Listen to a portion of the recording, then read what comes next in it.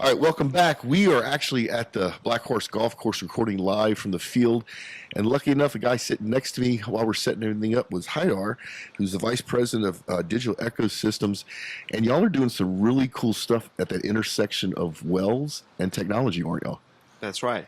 Yeah. What we do is a essentially a solution that provides a unique opportunity to improve the performance utilizing the existing resources and same workflows. So we provide a digital solution that is capable of planning the well, help to supervise operations, either go in fully automated mode, talking to all the equipment on the rig, during drilling phase, trip out phase, casing running, cementing, wireline, etc. Obviously, that sounds a bit too much. It's a lot, yeah. So we're catching up with the industry, where we see all the trends that so many vendors for drilling automation, all the well construction operation automation equipments come up. And our paradigm is that we are agnostic to that. Anything that is related to the actual engineering, real-time engineering happening on the software end, and we're setting points in real time with the high frequencies to the PLCs. Yeah. So I love this if I understand what you're doing. So historically in this industry, the best drillers were the companies that had the people with the most experience, and all that information was in their head. What I'm hearing you say is that you're gathering this data live from the field itself, and you're looking at where there's efficiencies, so it's not dependent on the person to have the experience. You're able to use the technology to make things as efficient as possible. That's absolutely right. You got it to the point. Essentially, the solution provides you an opportunity to not only concentrate and gather those competencies and become let's say less biased or related on the gut feeling. It gives you the full vision of what's happening downhole, and it gives you in a very simple and very easy to digest to each level of the personnel being involved in being a field crew, driller itself, or the back office engineers with the different backgrounds to understand and gather information timely and operate not based on something that you've been only foreseeing on a planning phase, but actually to the state of the well, to this whole cleaning and stuff. God, there's so much to unpack here. So the first thing I think of is you're actually making the operation safer. An efficient operation is a safer operations, and because you're doing your planning way ahead of time, hopefully there's not a lot of emergency, oh my God, we have to get somebody out there at 3 o'clock in the morning, which is keeping people from rolling a truck, which means that there's less lost time incidents. So it's amazing that you're affecting safety metrics is the first thing I think of, right? But the next thing is where do you stop? So imagine if you're an operator and let's say you're in a field that you've never operated in, you don't have that experience. Mm-hmm. If your company has the data in that field, you can then help somebody shorten that learning curve of how to best operate in a new environment. Yeah, actually the exploration drilling is where our clients are getting the most benefit. Reason being that behind the scene, the core of the platform is not only all infrastructure, but it's a real-time digital twin that is actually analyzing the data in real time and improving the forecast right away. So even if you don't know your lithology well, your formations well, it will analyze the data on a software level, like very quick, and give you the insights right away before actually a hazard will come down. Way in advance, it will notify you whether you have overpulls, very light overpulls that human being even can't capture, or same as if you're getting a small kicks, and you will have a time to circulate it out to react timely before actually something hazardous will happen. I want to ask so many questions around the technology. So let me start at the basics. Is that it sounds like you said you were technology agnostic. So right now, especially newer rigs and newer fields, there's a lot of data being collected. Yep. Are you just basically tapping into those different data streams and grabbing what is important to your software? Yeah, we pursue here a hybrid approach. We leverage the data knowledge, essentially historical data, reprocessing that data in a very quick manner, but as well as the core difference is that the hybrid approach realize what's happening right now from the sensors, conventional sensors, and the the math behind it, which is geomechanics, hydraulics, torque and drag, bit-torque interaction, single coupled model. So it's a benefit of data, retrospective analysis, essentially regression analysis or AI, and physics-based modeling, which is covering in all the, essentially analyzing from all different facets what's happening downhole. Now, so I guess the next question is this, are you focused, your company focused on offshore drilling, on land, both? Both.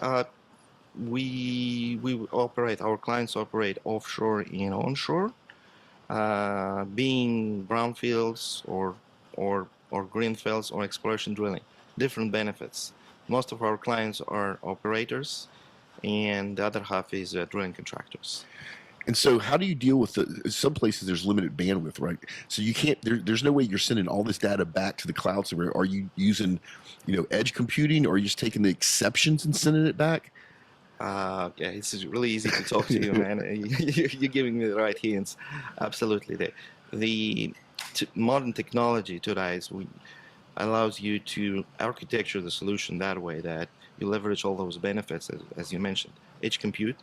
So we are very flexible in the deployment, and the preferable deployment is with the edge compute device. And obviously, when you talk about automation, you can't go around it. So that edge compute device is actually the node that is fully functional autonomously on the rig side. So you're actually doing some of the crunching on the rig itself without needing the connectivity. All of it, actually. All of it, really? Wow. That's how we achieve the scalability up to 200 rigs running on the same platform without crazy hardware requirements. So then you have hardware, you must have hardware on the rig itself. Yep. Okay.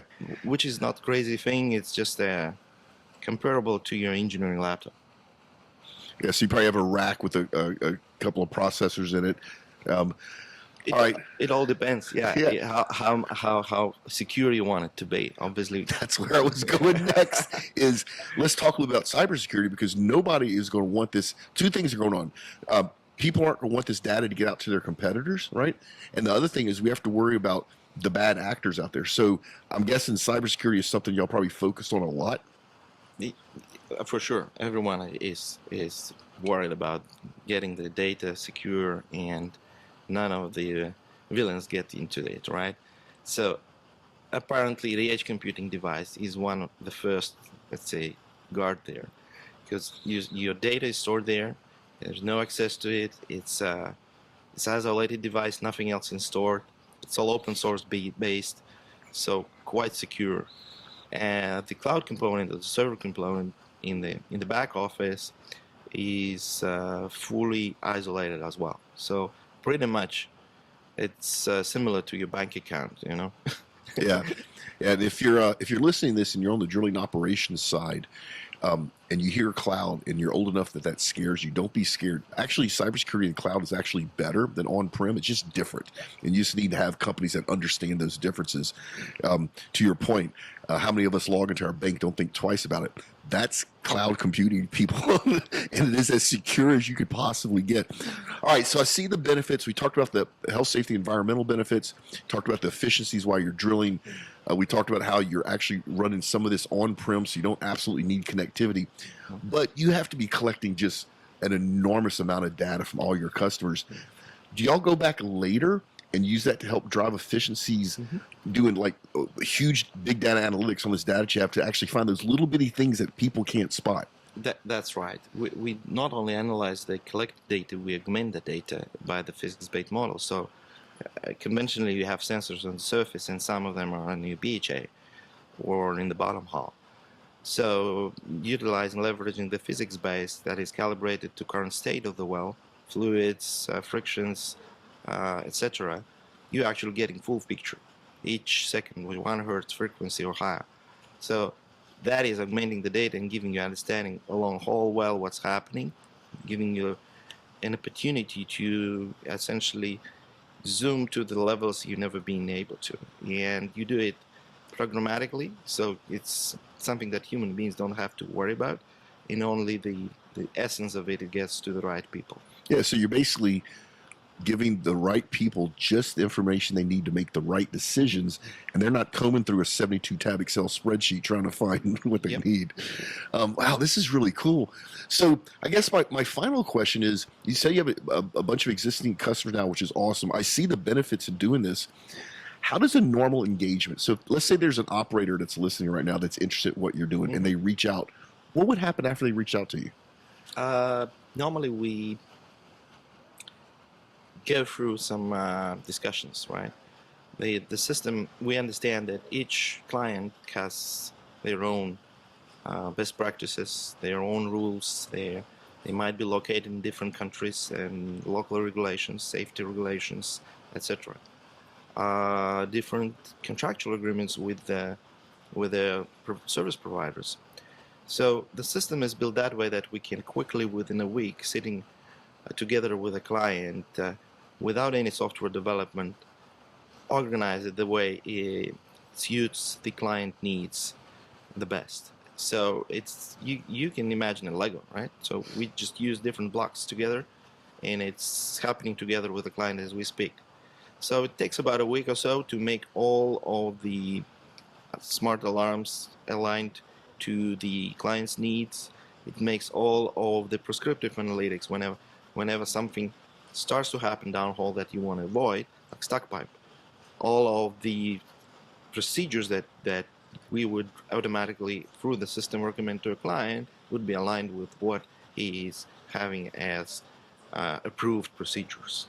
That helps to avoid human factors. That helps to actually mitigate these drilling hazards, drilling dysfunction before they go to the severe levels. So if I understood you correctly, your solution is configurable, not customizable. So nobody's paying to write code. You literally, I'm guessing, have a bunch of modules you grab and put it together to fit your customer's need based upon their requirements, their workflow. And so it's a very quick and easy process. Yeah, it takes about a week normally for us. A part of those technical parts, same is done on the level of user administration or access levels. So each engineer, each service provider will get his dedicated screens. So nothing that will overwhelm him with 100 screens, unnecessary information, just exactly what he needs for doing his business. Good example is mud loggers will get their screens, right? We're here in GEOLOG. They will have their screens, all information provided, all the reports then further on will be automatically generated, sent to the right people, all the notifications, etc. You can go on and go on with that. I love this. I could talk to you forever about this, but we need to kind of wind this thing down. Big shout out to GEOLOG for allowing us to come out here and actually record some podcasts. If people wanted to learn more about your company, where should they go?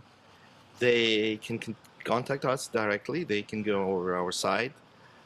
We are Houston-based. We have also offices in the Middle East, in Tehran, and in Europe, in Austria and Spain. So, yeah. And then I'm guessing you're on LinkedIn? Absolutely, yeah. All right, so folks, in the links in the show notes, we'll put both the link to the website, which is www.wellsx.com, and also a link to Khaydar's LinkedIn profile if you want to reach out to him directly. Thank you for stopping by the show today. This has been really fun. Totally unexpected. You're sitting right there, but what a great conversation. Exactly, yeah. Pleasure all mine. Yeah, thanks for coming on the show.